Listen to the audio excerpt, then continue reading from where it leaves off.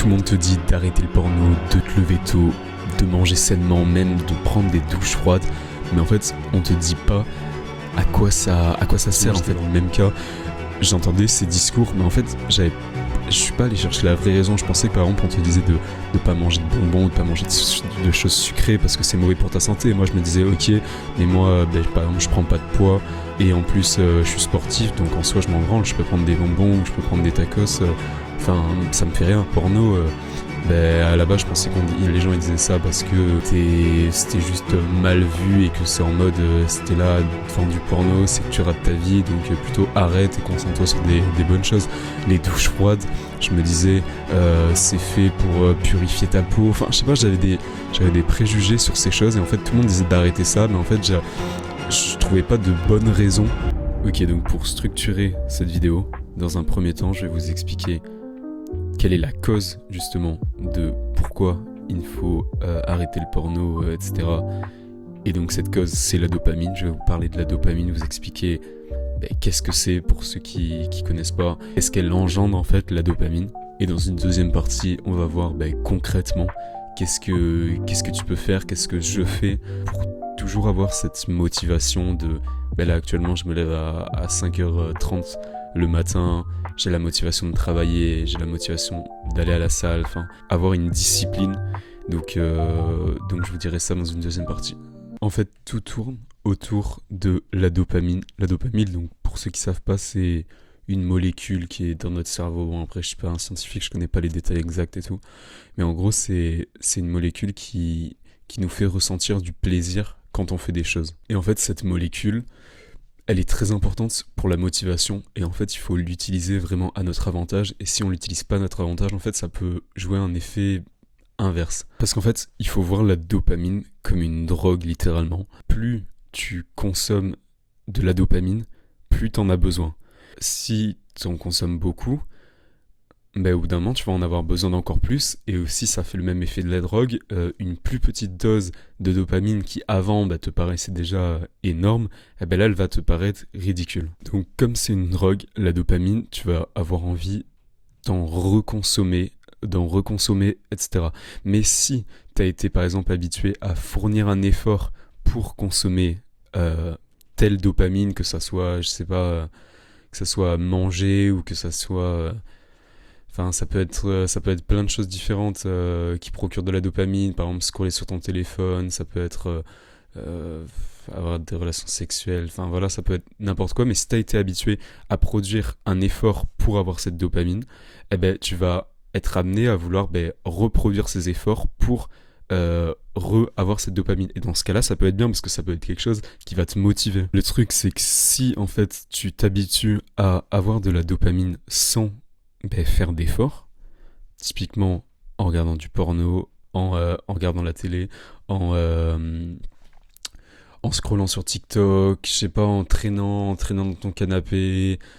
Bref, tout ça c'est des trucs, c'est cool sur le moment, genre tout le monde aime bien se poser sur le canapé, rien foutre, scroller sur TikTok, voilà, c'est cool. Mais en fait, à force d'habituer ton cerveau à avoir cette dopamine-là ultra rapidement, ton cerveau, il en a envie de plus, comme je disais avant, parce que c'est une drogue, donc il a encore plus envie de faire ça. Et puis surtout, derrière, ton cerveau, il va pas avoir envie de faire d'efforts pour avoir de la dopamine, sachant qu'il est habitué à en avoir sans faire d'efforts. C'est là que ça devient le piège et que ça devient en fait une boucle infernale de la flemme en fait.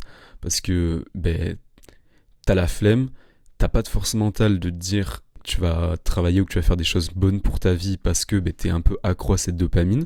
Du coup, tu vas tomber à nouveau dans cette dopamine et ton addiction va devenir supérieure et ainsi de suite. Et ça va être de plus en plus dur pour toi de reprendre le contrôle sur ta vie puisque après ton cerveau, il va vraiment te pousser à faire les choses qui sont faciles et qui te procurent de la dopamine facile. Et ça va être très compliqué, genre mentalement, de reprendre le contrôle. Donc voilà, donc au final vous devez mieux comprendre là pourquoi il faut pas regarder de porno, pourquoi il faut pas manger de la malbouffe, pourquoi c'est bien de se lever tôt, pourquoi c'est bien de prendre des douches froides. En fait c'est pas tant que la douche froide elle a des vertus sur la peau, sur les muscles, parce qu'il y en a beaucoup qui parlent de ça par exemple pour la muscu.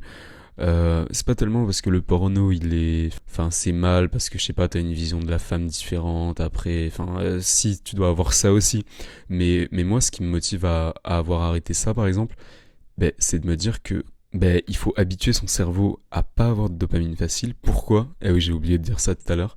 Parce qu'en fait, si tu coupes les choses qui font des gros niveaux de dopamine, en fait, les choses qui ont des petits niveaux de dopamine vont te paraître à nouveau énormes. Vous savez, genre, j'ai dit que c'était une drogue. En fait, si tu prends des petites quantités de dopamine espacées, ben, ces petites quantités, elles vont avoir ben, enfin, elles vont te procurer finalement beaucoup de plaisir. Par exemple, si tu te dis, ok, je travaille toute la semaine et le vendredi soir, je me témins un film, eh ben le film, je peux t'assurer que tu vas le kiffer, tu vois, genre tu vas trop kiffer cette soirée.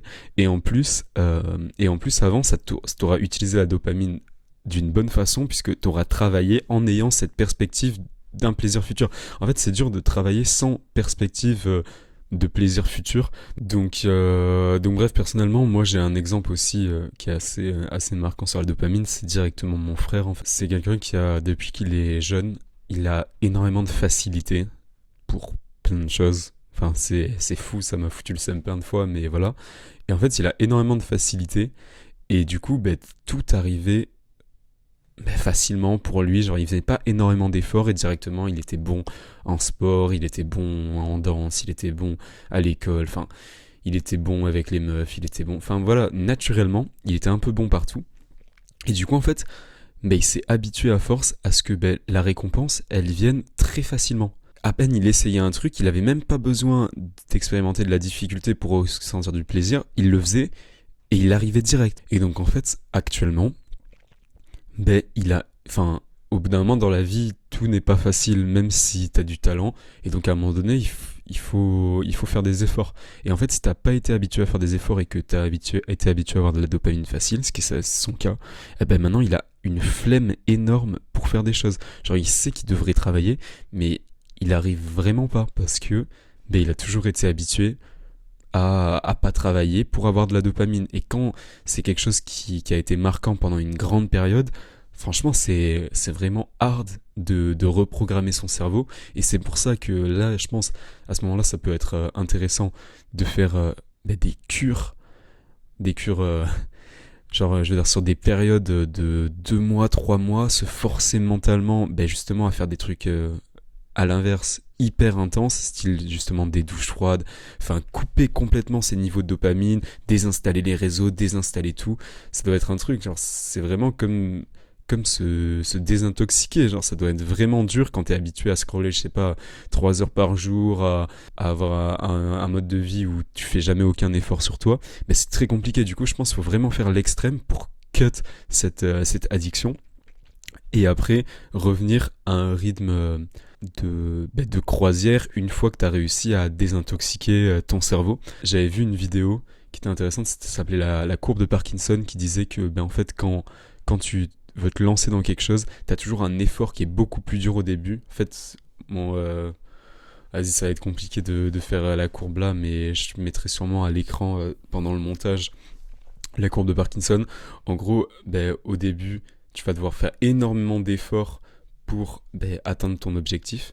Et en fait, après avoir fait ces efforts, tu as besoin de moins d'efforts pour que cet objectif il continue dans le temps, quoi. Donc concrètement, comment tu peux faire toi aussi la même chose et avoir cette motivation pour atteindre tes objectifs? En fait, c'est déjà d'avoir des objectifs. Parce que en fait, la plupart des gens, ils voudraient, je sais pas... Mais c'est des idées vagues et genre, ils ont pas une vraie volonté.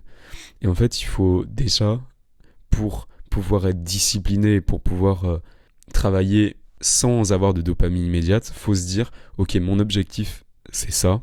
Faut presque commencer à visualiser la sensation que tu auras une fois que tu auras atteint cet objectif. Et une fois que cet objectif il est précis, faut mettre des petites doses de dopamine sur le chemin pour y aller. Vers des objectifs, ils n'arrivent pas directement. Donc si tu te dis ouais, je vais travailler comme un bâtard pendant 1 an jusqu'à l'objectif, mais en fait, il y a moyen que tu craques, surtout si t'es pas habitué, parce que le muscle de la discipline et donc de la privation de dopamine, parce que je pense que la discipline en soi, réussir à se priver de la dopamine immédiate, ben, c'est un muscle que tu développes. Donc avant de pouvoir directement faire des 10 heures de travail d'affilée, si tu passes, si jusqu'à maintenant tu scrollais 4 heures par jour, que tu allais en soirée et que tu mangeais mal, enfin ça va pas être possible, littéralement, tu vas à peine le tenir 2 jours. Parce que c'est vraiment des levels en fait.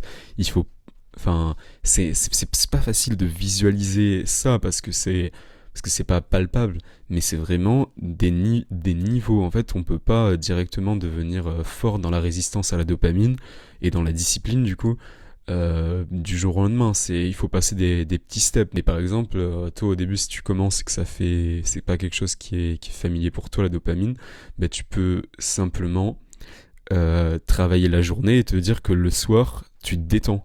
Donc voilà, je crois que maintenant vous avez une vision globale de la dopamine, de comment ben, vous pouvez l'utiliser à votre avantage et non à votre désavantage dans la vie. Et je voulais terminer en disant que la dopamine, c'est vraiment un super pouvoir quand tu sais bien la gérer. En fait, ça te permet d'être en contrôle sur tes émotions, sur tes décisions.